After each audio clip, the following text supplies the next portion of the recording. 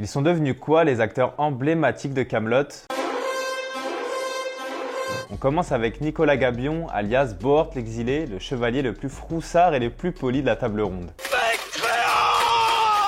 Après Kaamelott, il a surtout continué sa carrière au théâtre. On l'a vu dans des pièces sérieuses comme Andorra, qui abordent les thèmes du racisme et de la xénophobie, mais aussi dans des comédies, notamment Un petit coup de blues, écrite par Jacques Chambon, le Merlin de la série. Qu'est-ce qui est petit et marron?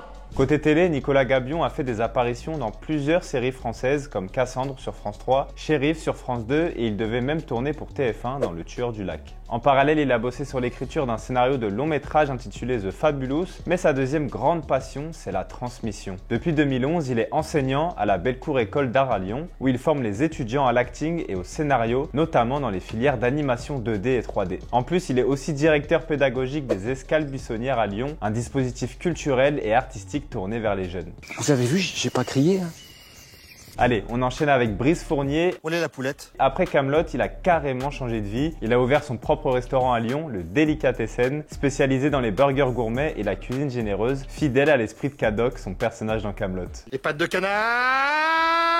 Brice Fournier est tellement fan des barbecues américains que son concept de restaurant en est forcément inspiré. Son établissement a eu pas mal de succès grâce à la réputation de l'acteur et à sa passion réelle pour la bouffe. Mais il n'a pas complètement lâché le cinéma et la télé, il continue d'apparaître dans des séries et des films, même si c'est plus rare qu'à l'époque de Kaamelott. En 2021, il a d'ailleurs refait une apparition remarquée dans le film Kaamelott, toujours dans la peau de Cadoc. Pour savoir s'il va y avoir du vent, il faut mettre son doigt dans le cul du coq.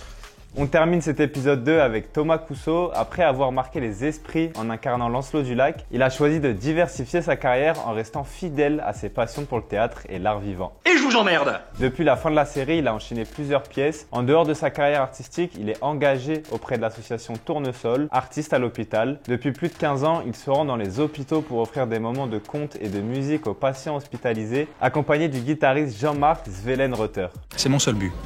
Sauver des gens. Tous les acteurs de Kaamelott se sont petit à petit éloignés de ce qui a fait leur succès, même s'ils ont tous répondu présents pour les volets 1 et 2 des films Kaamelott.